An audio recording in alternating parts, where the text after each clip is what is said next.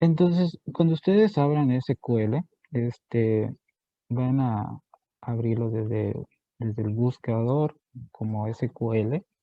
Van a buscar lo que es SQL Server Manager Studio. Y una vez que ya lo hayan entrado, el primer cuadro que les va a aparecer es la entrada de lo que es el SQL Server. En el primero nos dice el tipo de servidor. Aquí de preferencia vamos a dejar el que dice Database Engine o motor de base de datos. En el siguiente es el nombre de nuestro servidor. De manera, si es la primera vez que lo están abriendo, aquí va a aparecer en blanco. Las posteriores veces ya va a aparecer con lo que hayan el nombre de su servidor que hayan tecleado.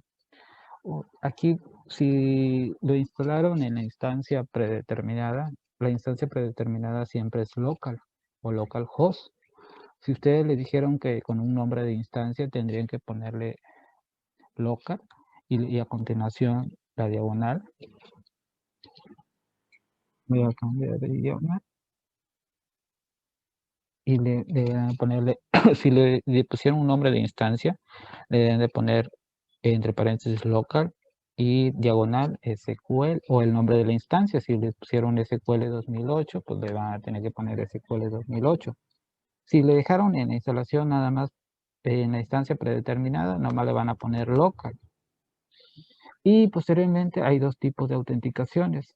La autenticación Windows, que automáticamente toma las credenciales de su equipo, que aquí nada más le daríamos conectar y nos va a conectar a nuestro motor de base de datos sin pedir contraseña. Si le decimos con autenticación SQL, aquí nos va a aparecer en blanco la primera vez y aquí le tenemos que dar un usuario.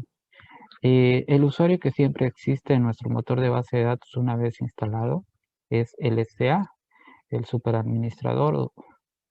Y ese es el usuario que una vez que se instala SQL, ahí va a estar.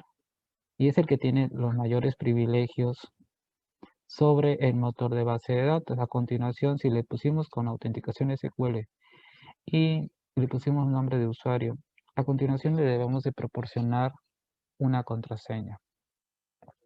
La contraseña que le especificamos cuando lo instalamos. En una interfaz viene con qué usuario, la contraseña que le queremos especificar al usuario SA. Ahí le debemos de poner la contraseña que le dimos en un momento dado cuando lo instalamos. Si no se acuerdan de esa contraseña, tendrían que entrar con autenticación Windows y ya posteriormente cambiarle la contraseña al SA. Una vez que hayan ingresado su nombre de usuario y contraseña, el siguiente punto es darle un Enter o Connect. Y una vez dándole Connect, aparecerá en su equipo el nombre de su servidor, en este caso es local, de localhost.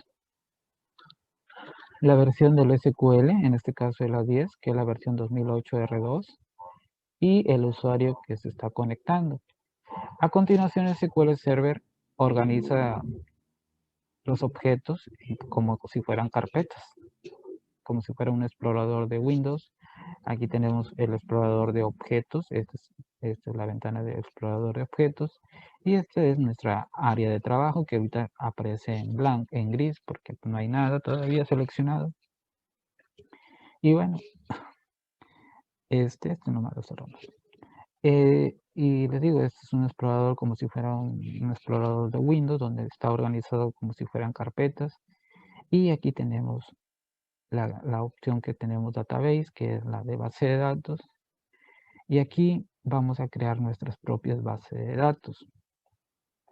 SQL Server, una vez instalado, nos proporciona 4 bases de datos ya precargadas, que son la base de datos master, la base de datos model, la base de datos MSDB y TenDB. Cada una de ellas juega un papel importante durante lo que es el motor de base de datos. Por ejemplo, master sabe qué base de datos se han creado en nuestro servidor de base de datos. En nuestro servidor de base de datos, model Se utiliza más que nada como una plantilla para cuando nosotros hagamos una nueva base de datos MSDB. La utiliza lo que es el SQL Server Agent, para poder en un momento dado activar las tareas programadas, por ejemplo, que se respalde una base de datos de manera periódica, en tales días, en tales horas, de manera automática. TenDB es una base de datos temporal para los objetos temporales, por ejemplo, tablas temporales que queremos crear en un momento dado y solamente van a estar durante un determinado tiempo y esto es una base de datos propias del servidor de base de datos.